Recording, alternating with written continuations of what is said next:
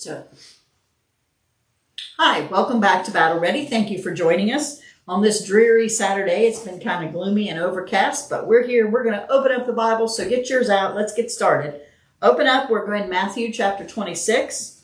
We're going to enjoy what we have to read tonight, although it's very, I don't know, there's a lot to, it's tender. That's a good word for it. We started chapter 26 last week. We got to about verse 17.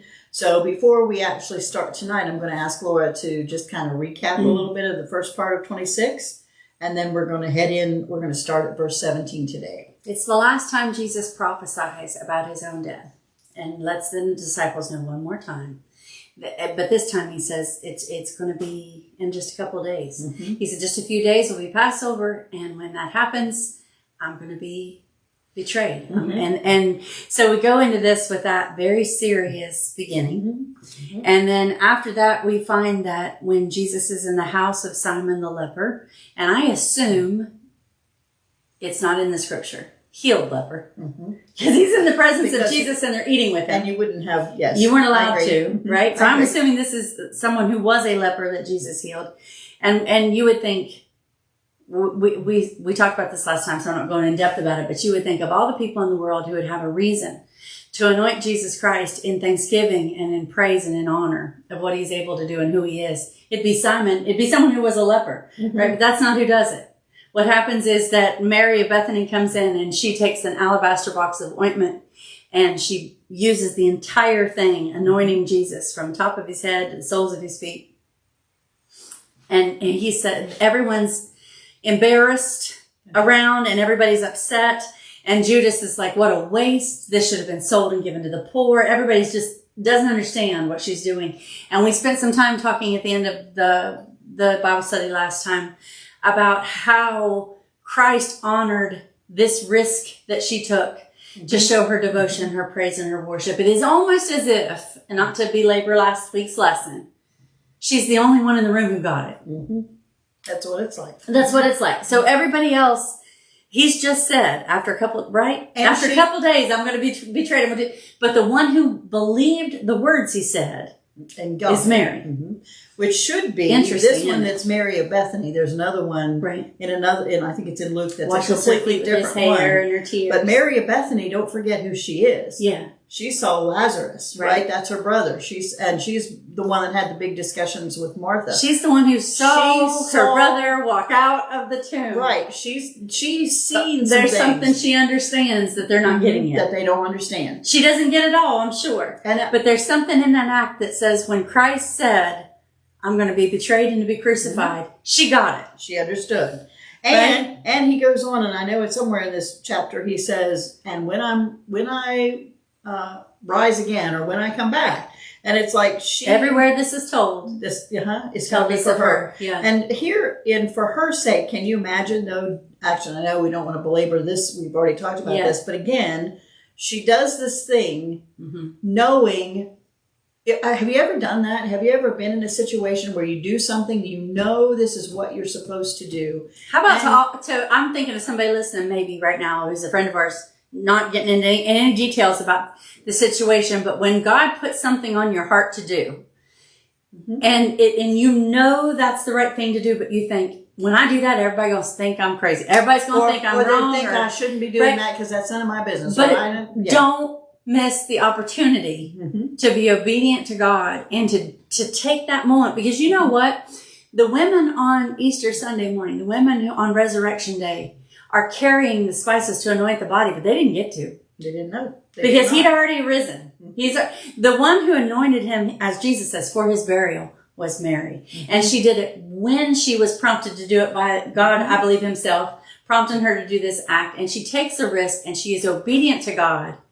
And that's a testimony to her because she believed what Jesus said. And we know that what he said, let this be a memorial to her every time it's read. There's her name. Every time it's discussed in a Bible study, it is a memorial to her name. The great acts of the characters of the Bible, but among them, Jesus is saying hers is a great one to be mentioned every time. And the act she committed was believing him. And that's verse 13. Right? Wheresoever this gospel shall be preached in the whole world. That's quite a thing. And we talked about also, just as summary, Judas's reaction to it is the opposite of that. He's like, I've had it. I've had enough. You don't do anything the way I think you should do it. Now, And I'm out. Now, let me say this. I have heard some commentators, or I've read that some commentators try to make, he just wanted to spurn it along, or he just wanted to, he did it for a good reason, or he did it for, he was just confused, or he But was Jesus said it would be better if he'd never been born. But he didn't, he says over here that he held the bag, and he did it because he was a thief. And other places in here, it says that about the money. So no, it wasn't a mistake, or he just didn't know what he was doing. No, he's disgusted because Jesus is not behaving the way he thinks the Messiah should behave. And should you be wasting stuff on you? He's out. So do you even know what he's talking about? Even though he's been talking about it. Two very, very stark, different reactions to these things. And he goes out on purpose to betray him. And it says that from that time he sought opportunity. Yeah. He's just trying to figure out how to do it. At the first chance, I'm going to get rid of this guy because he's disillusioned. That Christ would allow that act to be performed. Then where's his heart in this? Right, when he sees this, instead of seeing it for what and hearing what Jesus had to say about it, he hardens his heart against that. Right, hardening. Can I just say? I don't want to jump to that yet. I'll talk about that in a little bit. But when I think about Judas, I think like we are so, and we should be, to understand the depth of the evil that's done in this betrayal. It's a big deal. It is a big deal. But deal. there's a lot of people that I think that maybe sit in the pews on Sundays, and maybe that person is sometimes us, that has this idea of what Jesus should be. And when he's not exactly what you think he should be, have the similar reaction.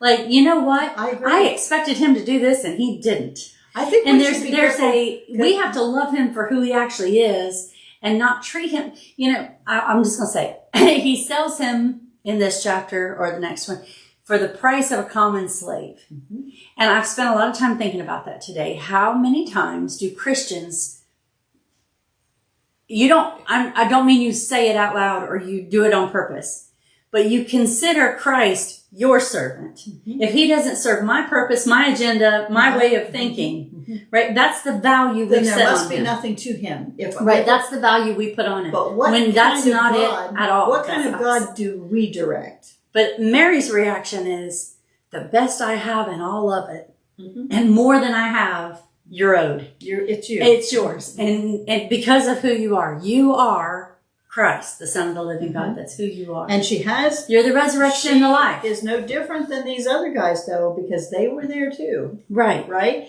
What her reaction is different. Right. And I was gonna say it the same. I probably would say it exactly the same way. But we do in America today decide that God must do things the way I say it should be done. If it hurts a little bit, or I have to do something, we weigh him in our approval. Yeah, and that is never. It's the opposite. That's never the case. His ways are higher than ours, or his thoughts are. I mean, we know that, but yet we decide. Well, then there must not be anything to it, right? Because then do this. We start today at verse 17 of chapter 26, when we're talking about this Passover season that they're entering into. The days and the timeline, there's so much to read and study about that, and how they put it all together historically, and how every time they think that he got it wrong, they find out, oh wait, at that time it was exactly right. If we'd written it the way we expected it to be, then it would have been wrong, because here's what they were doing. So I spent a lot of time on that today. That I don't think it's important necessarily to anything we're saying, but to understand that everything is done decently in order the way it's supposed to be in this chapter. It goes along the way it actually was at that time. And it also proves the consistency and the truth of God, because there's many, many, many prophecies back here in the Old Testament saying about these things the way they are supposed to happen. And they're exactly right. And they're exactly right. So let's start at verse 17. It's preparing now for Passover, which is kind of odd. We're doing Passover at Christmas, but it's okay, right? Coming on Christmas. But we are coming on Thanksgiving, so that's a good thing too.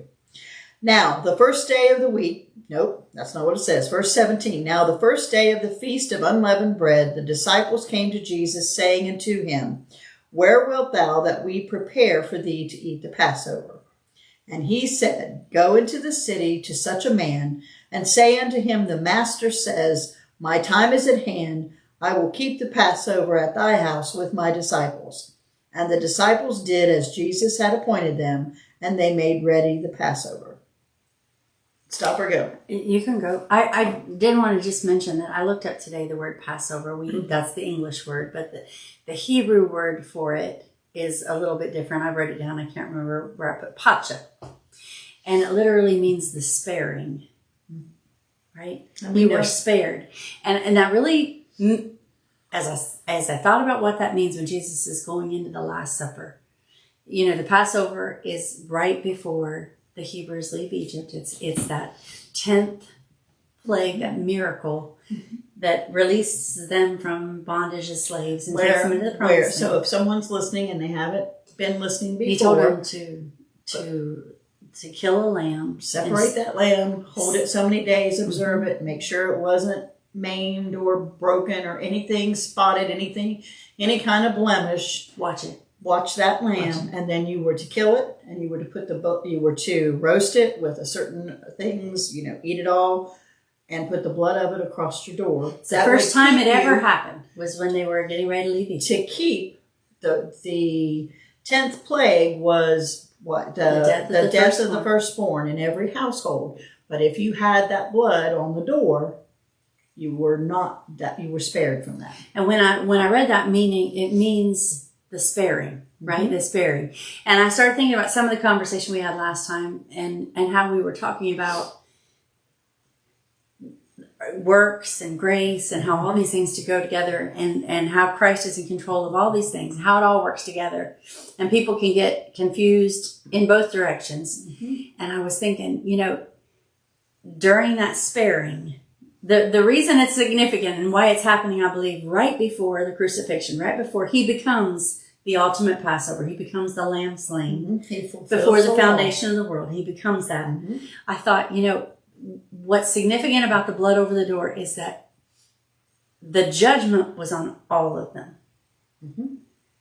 They were only spared by the blood of the lamb. That's what they were spared by. If they had nobody even when God passes through, he doesn't come in the door and look and see what you're doing in there. He sees the blood and he passes over. You're spared. And I thought, what a significant thing when they're saying we got to prepare for the sparing. That's what that word means. That they're saying prepare for this feast of the sparing. How we are going to be spared. And you just said all those disciples also saw Lazarus, and yet she anoints him, right?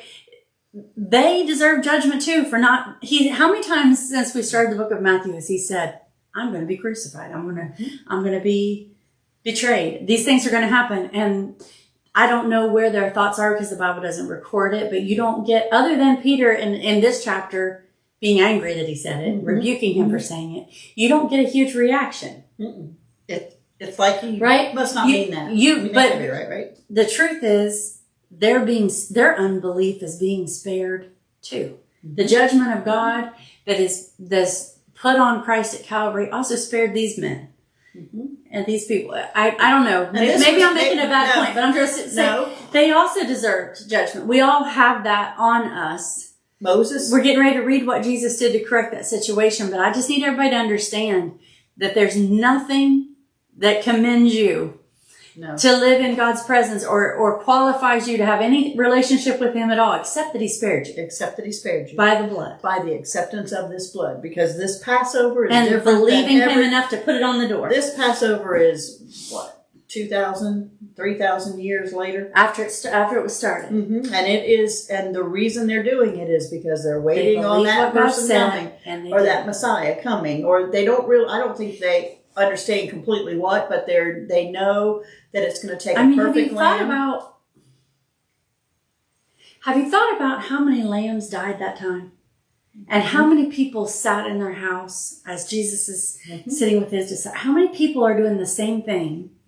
And how many people are doing it because it's tradition? And how many people are doing it because we've always done that?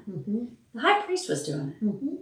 The ones in the Sanhedrin the ones who were planning to kill him are doing it. Right. Yes. We're all doing this thing, right? Yeah. And yet the ones that it counted for was the ones that believed what God said about it. Mm-hmm. Right? And they didn't understand Who's it completely spared? until Those who believe he's resurrected, right? They don't get it right. until then. But when that happens, then But I it's think like, about the commonality of that experience. mm-hmm. That not just he and his disciples, but their enemies as well. All of them. The nation. This is a national The sparing, thing. This is a national thing, right? Right. The whole nation of Israel available to all. is obligated to try. Yeah. Available to all, but it won't apply to all. No. The blood of Christ or redemption is available to all, but not everybody will accept that, right? Right. Because they won't believe him. Mm-hmm. And she believed him. And she believed him. And Judas does not believe him. So then we go to verse 20. Now, wait a minute. Before we go to verse 20, what do you think about the guy who just lends out his house?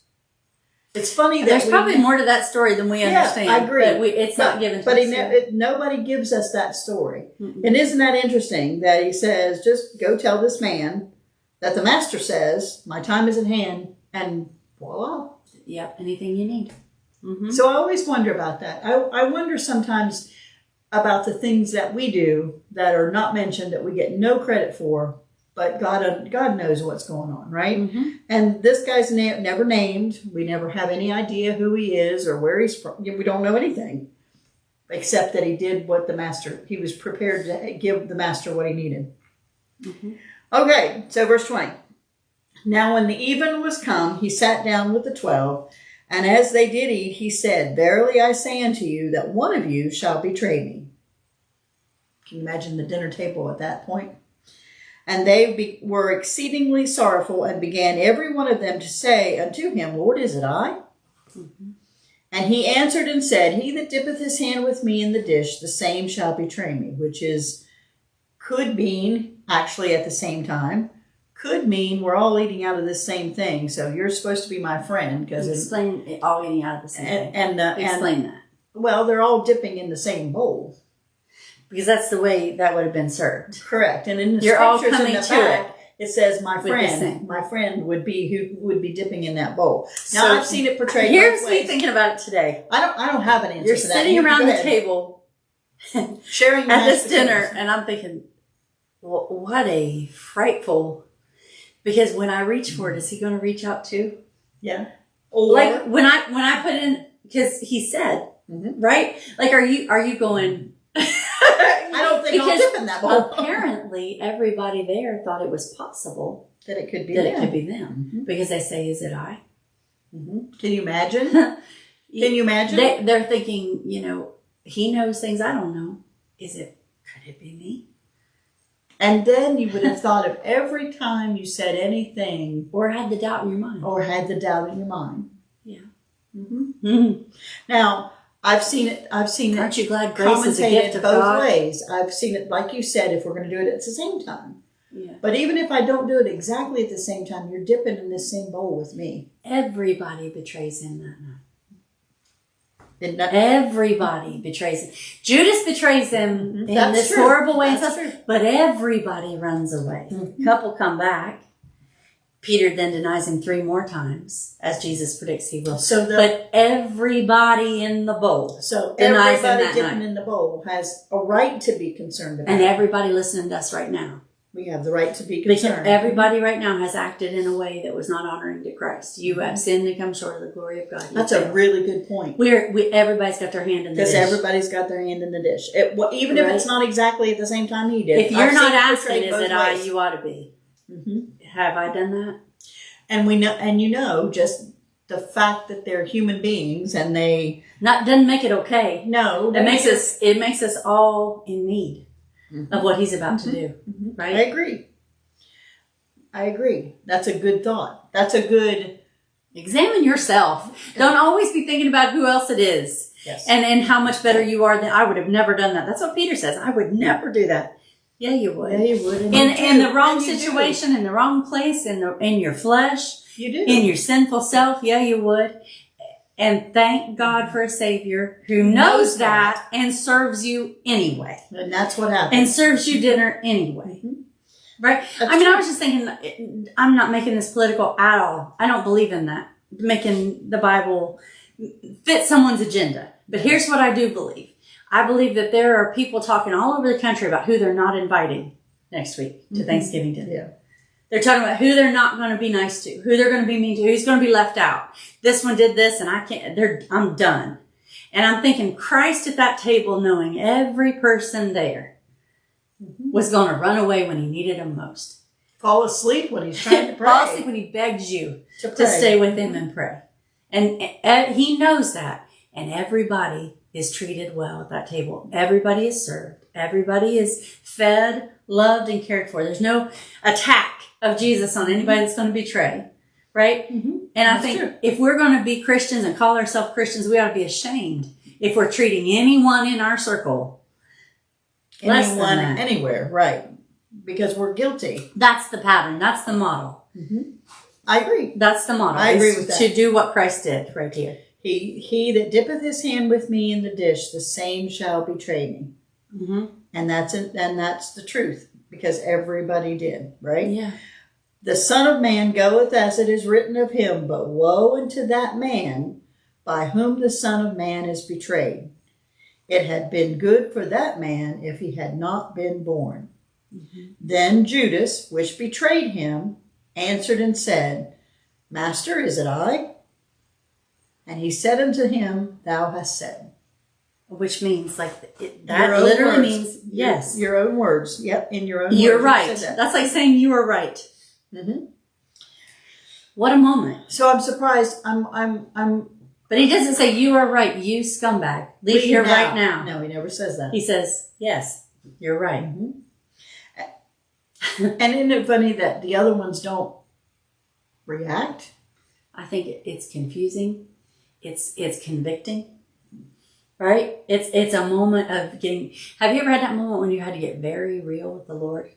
Like, there's no hiding here. This is... I messed that up. I did that right. Mm-hmm. Yep. And we should let the Scripture do that for us. I mean, as we read Scripture, we should let it soak down into our hearts and minds to say, wait a minute, am I guilty of that? You know, we don't just read these things quickly as if it's just another story and we're trying to get to the end of the novel. But take each sentence and each proverb and each line and each example and say, do I do that? Because that's how I think we learn how to grow. Mm-hmm. And as they were eating, it doesn't say, and as they were eating with Judas gone. Nope. As they were eating, Jesus took bread and blessed it and brake it and gave it to the disciples and said, Take, eat, this is my body. Now remember, we already had this conversation earlier about eating the bread of life, eating his body, and there were many that turned away. When he fed right after the feeding of the 4,000. And there were many that went away because that was just too hard of a saying. Too hard to understand. Take, eat, this is my body. And he took the cup and gave thanks and gave it to them, saying, Drink ye all of it. All of it. For this is my blood of the New Testament, the new covenant, the new agreement, the new what's going to happen here, which is shed for many for the remission of sins. But I say unto you, I will not drink henceforth of this fruit of the vine until that day when I drink it with you in my Father's kingdom. Can you imagine that moment? No, I cannot. When we'll sit with him again around the table. And he girds himself knowing to serve us. And see what he's actually done for us. And we get to be at that table too. Mm-hmm. And we're going to drink it again. And can you just imagine the victory inside yourself when you're sitting with him, safe in eternity, and taking part in this thing that he said, listen, I'm going to wait for you. And when you get there, that's kind of like politeness. This is what I'm going to do. Remember, that's kind of like a rule of etiquette. When everybody gets you here, don't we'll start do it again. eating until everybody's present, right? Yeah. You've heard that. Yeah. Don't, you're in a group and we don't start eating we're until waiting everybody on that has one their to food. get there. That's always the straggler. Come on, we're waiting on you because you matter. And when we all get there, we'll do this again. Right? I love it. I love that too. I will not drink henceforth of this fruit of the vine until that day when I drink it new with you in my Father's kingdom. That's a good one. This would be a very emotional deal. It would be. It would be. And then nobody... and full of love for them. Yeah, I agree. And here we go. Here's my good friend Peter, who's so much like me sometimes, it's not even funny. Like all of us. And when they had sung a hymn, Jesus sang. I really got mad today when I read that. I'm like, why'd they sing? Why didn't he put in there, Matthew, what were you singing? And He had the Psalms. I don't know, but did he make up a new song? But it says when they sung a hymn. So this is one they knew. Mhm. What did you sing? I want to know what he sang. That's going to be one of my questions when I get to heaven. Can you sing it to me? Can I hear it? I'd like to hear that song. Well, remember, they sing the song of Moses and then they sing the song of the Lamb in Revelation. So, And when they had sung something, right? and they went out into the Mount of Olives. Mhm. Then saith Jesus unto them, all ye shall be offended because of me this night. All of you. For it is written, Yeah. I will smite the shepherd, and the sheep of the flock shall be scattered abroad. But after I am risen again, here it is, I will go before you into Galilee. It's going to be okay. But That's what he says. It's going to be okay. But remember, he just After told I'm them. risen, He just told them in 2 days I'm Yeah. going to be crucified. betrayed and crucified, and then now he says, After. "But after I'm risen, Me. I am risen again. But after I am risen again, I will go before you into Galilee." And he reminds them, remember what I said? I will In meet the you in moment, Galilee. they don't have any idea. I think in the moment, they're so overwhelmed. Well, we just ate bread and so wine, overwhelmed. and he reckoned it. He's referred been telling to me it. this is not the first time he's told him this. Mhm. It's not the first time he's mentioned it. No. But what he says to him is, you know what? It'll be all right Mhm. because I'll meet up with you again. Right? You're all But- going to mess up. But after And I'll meet I up am with you risen again. again, I will go before you into Galilee. Mhm. Have you ever had that It's a situation? done deal. Have you ever had that situation where there's an obvious question, No and for matter. some reason, nobody asks it? Yeah. That's What do you mean? what? You know, Yeah. and he's told them before, so Yes. maybe they thought they understood, I don't know. but I don't think so. I don't know how you'd understand that, because that's not Yeah. like something that happens every day, right? Right? Mm-hmm. But here's Peter, verse No. 33. Peter Uh-uh. answered and said unto him, Not me, man. though all men shall be offended because of thee, yet Not will me. I not be offended. Can't you just see? Can't I see in this verse, in these two verses? Then I see what I think the face of Jesus would have looked like, because he says, Jesus said unto him, verily I say unto thee, that this night before the cock crow thou shalt deny me thrice. I want to talk about it because this is not because Jesus has no confidence in Peter. This is not No. because Jesus is angry with Peter. No. This is Jesus loving Peter. Can you see? Because the when love Peter on does his this, face? if Jesus doesn't say this, when Peter does this, because he's going to do this, He's going to do it, it's over. and he has no hope. He has no hope at all. He could have went out exactly as Judas does And and hung himself Yes, and he ended it could. all because Yeah. he's just as guilty. he's just as guilty. He said, "I don't know him But at all." can you see though? But Jesus says, but he did the same thing for Judas. Yeah. He says, just, you're going to do this thing. Mm-hmm. Judas had the opportunity Mm-hmm. to take that warning as well. I agree. He had the opportunity to take that and as in well. God's all-knowing ability, he knows it. When God lets us know something's coming, Yes. it's because he loves us. yes. It's grace to say to Peter, Peter, yes, you are going to do it. Mhm. And I know about it before you do it. And he just said, and I'll meet you in Galilee. Mhm. He's already told him. I'll meet you in Galilee. What's he So- saying? He's saying, you are going to do it. And it's not going to be. But The haven't end. we done that?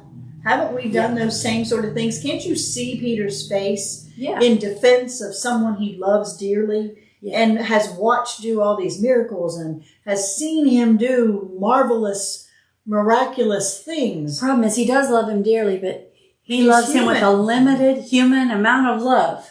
And we're so proud of how much we love the Lord, but I'm going to tell you something. And Jesus knows that. But the you thing. should be much more excited about how much he loves you because your love is so limited. It is so fickle. I'm not saying, And it is don't get fickle. mad at me for No, saying it's that. fickle. No, you get in a really tough situation. Don't be so proud of how much you love him because you failed him and I failed him and Peter failed him. We've all let him down when we should have stood strong. We all dipped For in what the he bowl. told us, right? Right. But be really glad about how much he loves you. Because he says, Because verily he I does. say unto you, this night you'll betray me 3 times. Yeah. 3 times. It's And he not adds over. the little, can you imagine? See, I thought about this. But and I then he read still pulls him out. Mhm. Even after he says, you're going to do this, Mm-hmm. when he goes to pray, he pulls Peter and James and John. Mm-hmm. He doesn't. In other words, despite that, come a little closer. But notice this, that this night before the cock crows, thou shalt deny me 3 times. That rooster is going to crow. It's going to happen. Right? That's a small... It's the same as let there be light. Yeah, it's a small This little... is going to happen. You can't get past this, that he absolutely knows everything that's going to happen. He knows what... He's not being tricked. He's not... This is and that why, also tells you when he goes to the garden and says, let this cup pass from me, it's not because he doesn't know what he has to do. It is because he knows It's because, Lord, yeah. the part of me that understands what this wishes is going to be, have to do this. wishes it didn't have to be this way. Is there any other way? No. No, there isn't. And he needs us to know there's not any other way. There is no plan B. There is no plan B. You're like, I don't believe in Jesus, but I'm a good person. I'm a religious person. I like this. You know what? Is there any other way? No. The That's answer what it was says. no. I'm the way. This is the way. And I'm the only way. If you can't come to the Father except through him. And he says that. And he's been telling them that. But now we're getting to the... And he says someplace, I don't know if it's in this one or not, but it's where he says, this is what I came here for. This is why I'm here. That's why I was born. I can't not That's what he do says this to because Pilate. this is why I'm here. Born. So anyway, to me, I can... If you put Christmas yourself there, connection. This is why there's Christmas. if you put yourself there for just a minute, you can hear Peter believing with all his heart he's going to do this. And in yet, himself. And yet God says, no. He's believing in himself. He is, but he believes it. He's serious. He's not playing. He's not pretending. He's seriously wrong. He's not saying something just to be saying it. Mm-mm. He believes that. That's where with all his heart. is. But Jesus is saying, nope. No. You're going to mess it up. Because I know you. Mm-hmm. And I love you anyway, but you're going to mess it up. Right? Right. So sometimes I cling to that little bit of stuff because I've messed up royally. There's things I've done that I could give anything to undo. But God knew that too. You. Right? He knew it before it happened. He did. And you know what he says? Meet me when it's over. That's right. That's what he said. Meet me when it's over. But we'll be together. But we struggle to forgive ourselves. What a gracious But statement. he already kind of letting him know he forgave it's you okay before you did it. Before you even did it. It was like, I don't know. That's, to me, maybe that's not as big a deal as it is. It's a big deal. But it's a big deal to me. Nothing you did he have to decide whether or not he loved you. He loved you first. Yeah. And that's what he says here. I can feel Peter's, I'm going to do the right thing. I'm going to, and Jesus is going, no, but I'll see you in a little bit. That's what he says. Yeah. Verse 35, Peter said unto him, though I should die with thee, yet will I not deny thee. Now, he doesn't realize it, but he just told God he didn't know what he's talking about. He just kind of told God, no, you're wrong. Don't laugh at him too hard. We do it every day. We do it every day. I know. People do it every day. That was my point. Put their confidence in themselves instead of Christ. He says, nope. Peter says, though I should die with thee, yet will I not deny thee. Likewise also said, who? All the disciples. We always miss that one. We're not going to do it either. right. But they all write about Peter. All 4 of them. Matthew, Mark, Luke, they missed it. There were a lot of things that some would write about, some would not. But they all got Peter down. But at least Matthew tells us, we said the same thing. Yeah, we said the same thing. We said the same. But I think those 3 verses right there are kind of something that we skip over real fast when we're studying anything. And those, if you do like we said earlier, and you put yourself here, guilty, so stinking guilty. So glad I have a Savior, and the blood applied, and so glad he knew that. Glad I'm spared. He's not. Yes, I'm glad I'm spared. This is a sparing for us. Yes, it is. Okay, verse 30. Then cometh Jesus with them into a place called Gethsemane, and saith unto the disciples, sit ye here while I go and pray yonder. And he took with him Peter, the defender, right? And the 2 sons of Zebedee, James and John, and began to be sorrowful and very heavy. Then saith he unto them, my soul is exceedingly sorrowful, even unto death. Tarry ye here and watch with me. Watch with me. Here's the lamb. Now, he's been watched for 3.5 years. Mm-hmm. Yes. Now he's intently watched. He's supposed to be. He's supposed to be, but they kind of fall asleep. but they don't. What do you say? Watch. Mm-hmm. Mm-hmm. I'm thinking Peter is crucified at the end of his life. And James is killed with a sword. Mm-hmm. And John is exiled and on Writes the Isle of the- Patmos and Writes Revelation. But I'm thinking like each one of these should have been watching. How do you deal with this? How do you Mm-hmm. obey unto death? Christ is not only having this sorrowful, personal, heart-rending experience, he's teaching them. Mm-hmm. He's willing for them to know. This is the same 3 he pulled out to show him his transfiguration. They should have right? taken that as such an honor. Mm-hmm. But what's he showing in this moment? The flesh is weak. He's showing Peter, your flesh that you're leaning on and so proud of, can't It's even weak. stay awake with me. Yep, that's true. Right? And we should. So how do I say that? So, and I'm guilty of this because when I think I've messed up, it's really hard for me to get over myself that I messed up. That Because your I should, confidence is in that, yourself. well, that I should know better, and then Right. how could I be so stupid? And why would I do That's the such a wrong thing? place for your confidence. Why? But I do. I will. I'm harder on myself than I am on anybody else. But he still takes those 3, right? Mm-hmm. I don't know. It's just a bigger thought than I'm The able to sons share. of thunder and Big Mouth Peter. Right? Right? My friend Peter. Takes these people and he puts them in a situation where there is a light on their flesh and how strong it actually is. Right? For all the disciples who all said the same thing and are not going to be able to keep their promise, he's showing like, I'm just asking you to watch with me. My heart's broken. Will you just pray and watch with me? No, you can't. The smallest thing, Not even a you big can't thing. do it. And then we hear what Jesus says. And he went a little further, verse 39, and fell on his face and prayed, saying, O my Father, if it be possible, let this cup pass from me. Nevertheless, not as I will, but as thou wilt.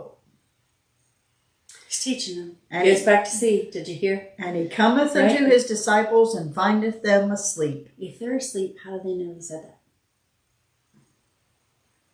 I don't know. I never know that. How do they know that?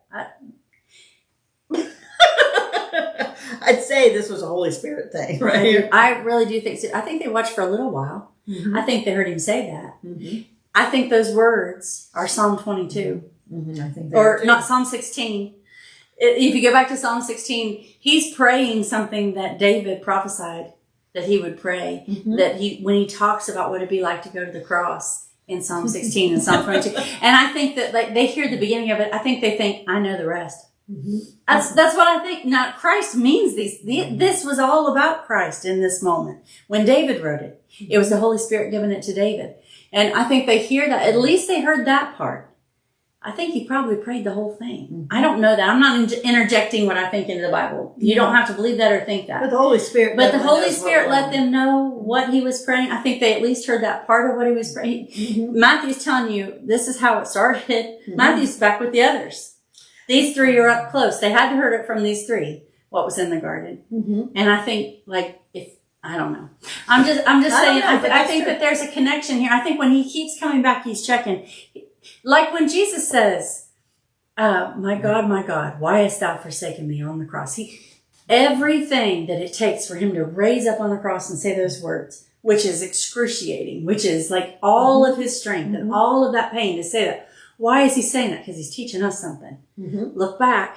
So I am who the word said I was from the Yep. beginning. I am who the prophet said was going to come. I'm the one. But he's not just saying it for that. It is that moment, what he's feeling, what he's, right? Mm-hmm. But it's also saying, pay attention, stay awake, Go back watch, here. Go back here. pay Yes. attention. You got to see how this They're all supposed to, folds we go back together. to Passover. They're supposed to eat that meal, the Bible says in Exodus, with their shoes on their feet, with their staff in their hand. Ready to go. Ready to go.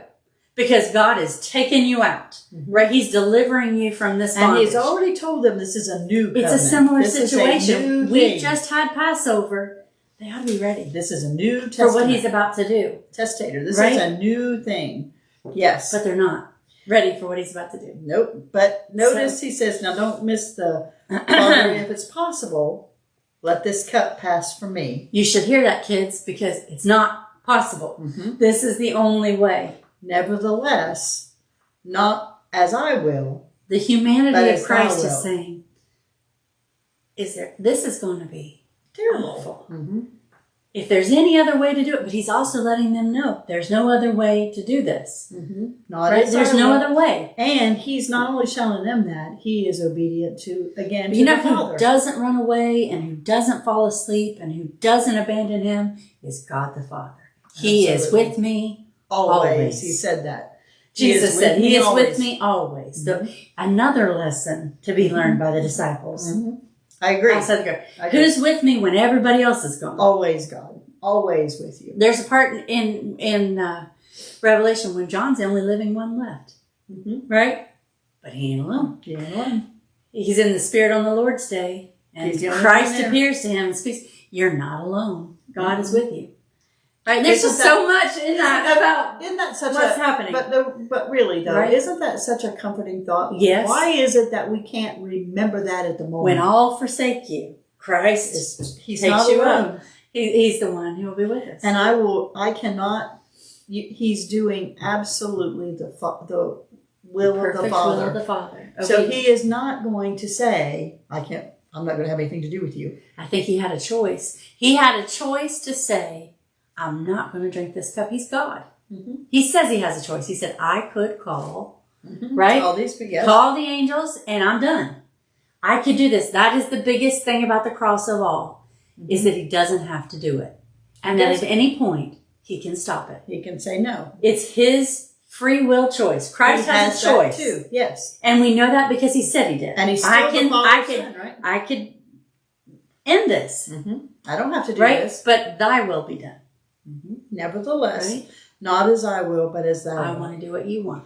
And that's a lesson, I think. For them too. That yes, it's very hard for us as somewhere it says he knows we are flesh, or he knows we are but dust. Mm-hmm.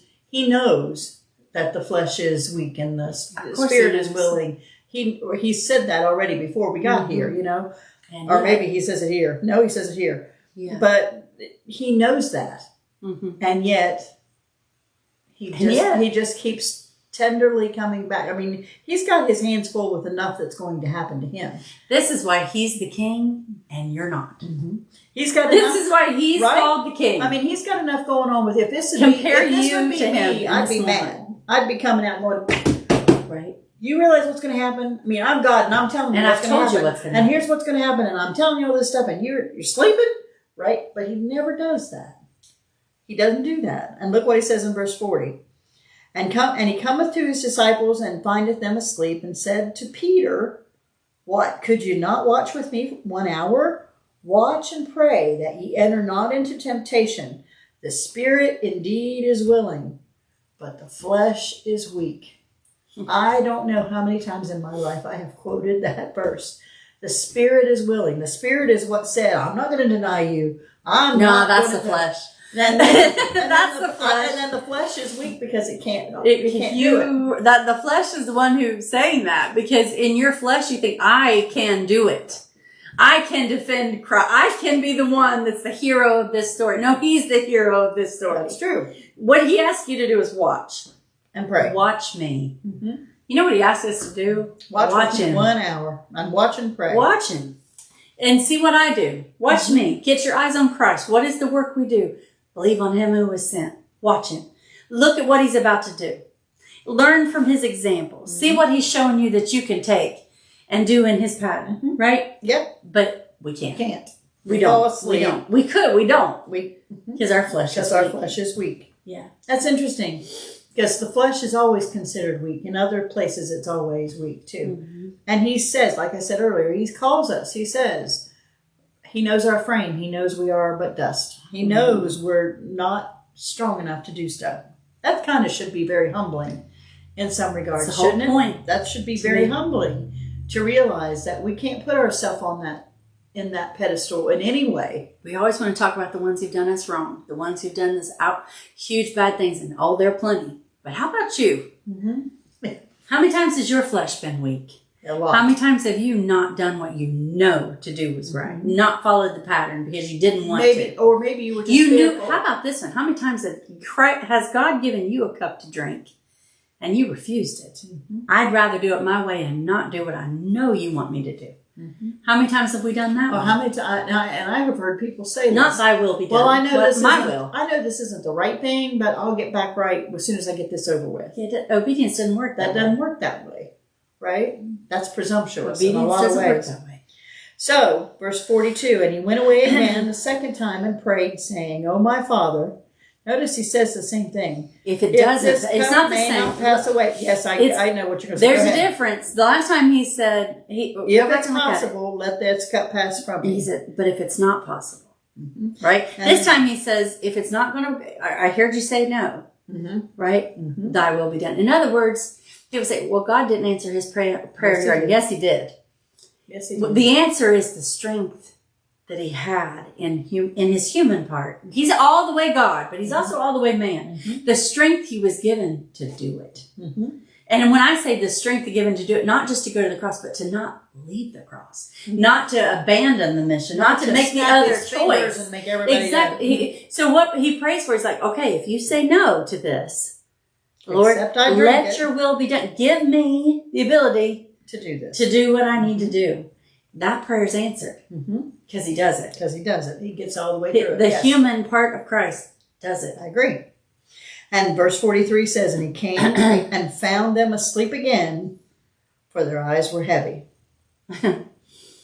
Yeah. Third prayer, verse 44. He left them again. And he left them and went away again and prayed the third time, this time saying he didn't wake up. The same words. Or maybe just for a minute. Then cometh he to his disciples and saith unto them, sleep on now, and take your rest. Behold, the hour is at hand, and the Son of Man is betrayed into the hands of sinners. Rise. I don't know where we are on time. We got about 10 minutes. Well, this might be where we need to stop, because I want to talk about this for a minute in light of the woman at the beginning of the story. Okay, go ahead. Okay. During this time in the night where he's spending this time agonizing in prayer, like this is serious. Mm-hmm. He's your hero and he's in pain. He's in great travail with this decision he has to make to go to the cross or call legions of angels, right? He's in that valley of decision about this. I believe it's already decided, but he has to commit to do it. It's a choice that Christ has to make, right? These disciples are given the opportunity to do something for their Lord, and they miss it. When he says sleep on, he says to them, it's too late to do it now. That is very convicting to me, because God puts these things on our heart and in our life to do that he wants us to be obedient to him to do. And we think, I'll do it later. I'll do it. But sometimes there's no later. Sometimes the time's up, and like, go ahead and go to sleep because it's over. The time that you could have helped me is past. She doesn't wait. She goes and does what's on her heart to do. She takes the risk. She does it. She lets everybody else think bad of her because she does that thing that she knows is the right thing to do. And he says it was the right thing to do. You did the right thing. I'm thinking about, like, how many times do we wait? And we presume that I can obey when I get around to it. I can resist what God's putting on my heart to do, and I can do it later. But there's not always a later. There's going to come a day when there's no more later.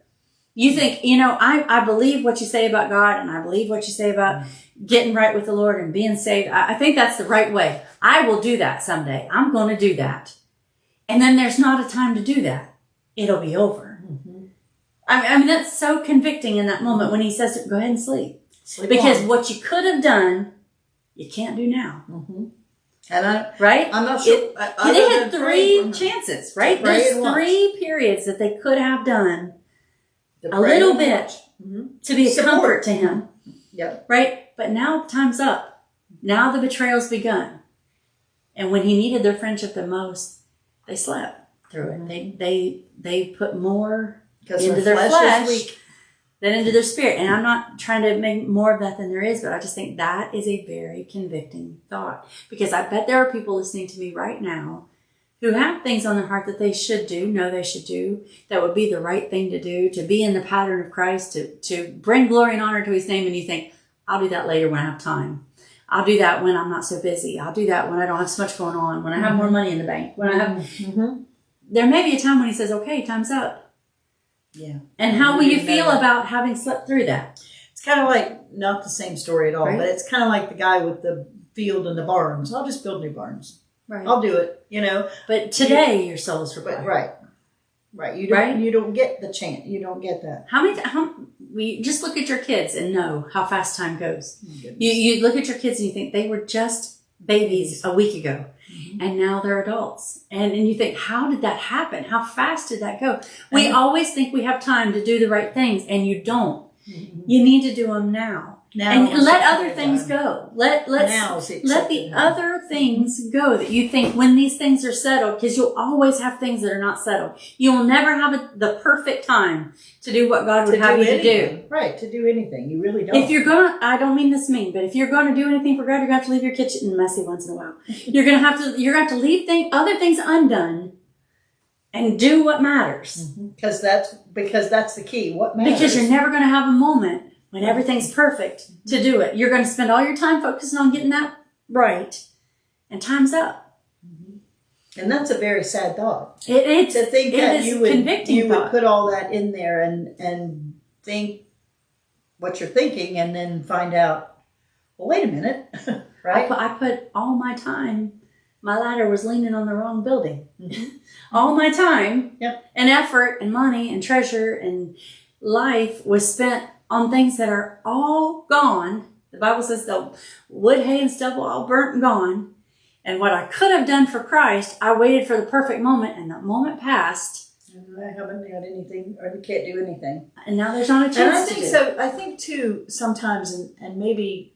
And I'm not talking about church thing. You think I said talking about doing stuff for Christ, I mean you do something in church. I mean, you are church. Whatever it is you're doing, with it, raising your kids or working, or are you doing it for the glory of God? Are you looking for an opportunity to tell people who he is and how wonderful he is and that he is the King? And are you, I mean, one of the things... in a relationship with him that matters, where you're talking to him and praying. And one of the things I think of a lot is, and I've seen it so much, and if you are honest, you've seen it too over the last 6 months to a year. We are so bombarded with talking heads that tell us, you got to do this, and you got to do that, and you're not cool. Listening to every voice and and if you don't do this, well, then you're not in the group that is. You got to do. And the truth is, and I've said this for a while. You know, I have. Shut that stuff off. Spend time with someone who is worthy of your time and attention. I think Satan's biggest trick, I've always thought this was Satan's biggest trick, because way before you said they were just a baby last week, now I'm looking at grandchildren that were just babies last week. You know, and it's like, you don't have all the time you think you have. Satan's biggest tool and his biggest trick in his arsenal is that time. It goes by. You're busy. You're raising kids. You're buying groceries. You're cleaning the house. You're doing and you're doing and you're doing. And the next thing you know, I'm retiring. You cannot make Christ what you do when everything else is right. Christ goes first and everything else after. And Satan likes to use the time. He reverses it. He likes to make you think that you have all the time in the world. And then you turn around and you go, wait a minute. On this scale, I'm over here now, right? I am not going to live as long as I have. You're going to live forever. Well, that's true. That's true. You're not ever going to end. I'm just talking about right now. I think that is Satan's biggest trick, is he blinds us to the time that's going by and the chances that you have and the opportunities. So don't wait. When it comes to love, when it comes to Christ, when it comes to what he'd have you to do it now. Don't worry about what everybody else is already thinking you're crazy. They're already going to think you're wrong. If you don't, anything you choose to do, a good 50% of the population is going to tell you why it's the wrong thing. Yes, of course. Whatever you choose to do. And even people stop thinking like that. Even people meaning well. People who have been Who cares? They mean well, but they're a little cautious for you, a little fearful for you. But if God's put it on your heart, Do it. do it. It doesn't. You're Do not, it before you it's close not your gonna eyes be and wrong. sleep tonight. Do it. It's not going to be wrong to do what God told you to do. Everybody told her it was wrong, but Christ said she was right. Mm-hmm. And Christ these said guys- you did right. And these guys talk the good talk, but they're asleep.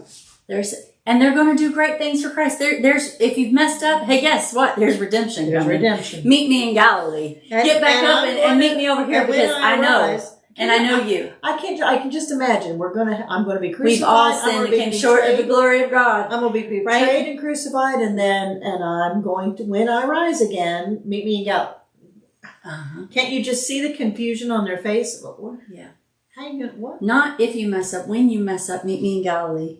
I And, say and that a everything lot. will be all right. I say that And a lot to people we'll get it figured sometimes. out. But don't stop believing what I said. And don't stop, right. Don't stop Think believing about what I said. said. And I think it's gracious then that he sends the Holy Spirit just to make sure we don't, because And when he when knows the we women will. come and tell them that the tomb is empty, They go, what? they say, "You speak as someone who." Yeah. What do they say? Like it's not a dream, but something like you, crazy people. Yeah. You're What are you thinking? How many times did he tell you, It's "I'll what- beat you in Yeah. Galilee"? Yeah. How many times did he tell you, "I'll be betrayed, And I'll she rise says- again"? And he said, the angel, isn't it the angel that says, And despite their failure to believe, he met him He in loves them Galilee. anyway. Yep. He met him. See He that. kept his promise, Yep. and he was where he was supposed to be. Yes, yes, yes. Right? So we're going to start Despite right there, and we'll come back through. We'll finish up maybe 27. We might get through all of Matthew before Christmas. What do you think? I'm not even going to say that because we spent 17,000 years in chapter 24. Well, not quite So that who long. knows? I'm older than that. Who knows See, what'll we're happen. a lot older than you think Yeah. we are. All right. Thank you for joining us. Keep your Bibles out. Read and study and think, and don't worry about getting through lines and through so many chapters. Let me throw a day. this one in. Don't worry about getting it wrong. Read Just it. read it. And I was The going to Holy say Spirit that. will guide you. I was Read going to it. say that. And I don't know why it is that church people are like this. I know I'm like this. I have said this to several people recently. You're going to mess up. You are human. You're going to get it wrong. And when you get it wrong, the only thing you can do is say, uh-oh, now what did I do? And hopefully I can learn from that. And Jesus, I'm Give sorry. it to Christ. I'm sorry. Forgive me. And get up And help on. me and keep going. You've got to keep going. I think It's faith to keep going. I think It's faith there's so to many keep, people believe that that are- He'll take care of it. they just don't want to make a mistake. You're going to. I mean, we all do. You are going I'm going to to read my make a Bible. I mistake. don't understand everything I read. Read your Bible. Right. I pray. I don't know what to pray for. Pray. Pray anyway. All that Right. stuff matters. So keep your Right. Bibles open. Stay battle ready. And hopefully we'll see you next week.